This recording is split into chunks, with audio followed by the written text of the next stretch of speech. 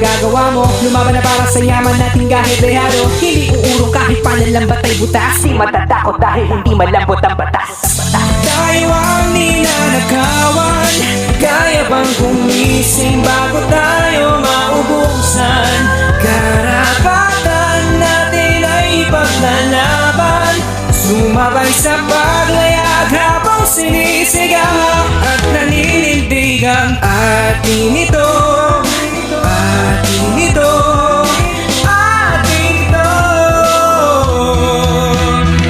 Ang dami ng bayani na nagbubis ng tubo. Marapat ang naipaglaban dahil kayamanan natin to. Tayo Pilipino, kilalang matibay ang loob. Patuloy na umaahon ilang beses man lumubog. Ilang beses na rin inalipin ng ibang lahi. Pinahirapan sa sariling bayan maging pagkaari ay inaamin nila. Di naman pwedeng ganun. Tayo ninakawan ng harap-harapan. O kailan ba yun? Kaya bumisig ka na dyan. Gumawa ng paraan. Opo, tayo ay palaban pero huwag na yung digmaan. Mayabaan na lang sana pagkakaisa. Dahil maraming madadami na kababayan. May kapansanan na baka na walang buwang kanya dapat. Pwede naman sigurong idaan sa magandang usapang paglaban ng karapatan nang walang masasaktan. Kumilos at huwag na lang tayo magdurog ating bayan.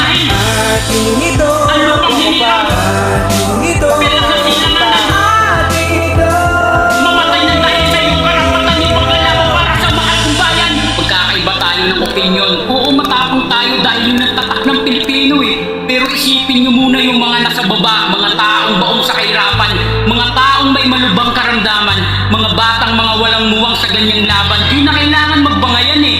Panalangin na lang sa kataas-taasan na maghari nawa sa isipan ng kapayapaan, hindi yung madugong digmaan. Gumising ka.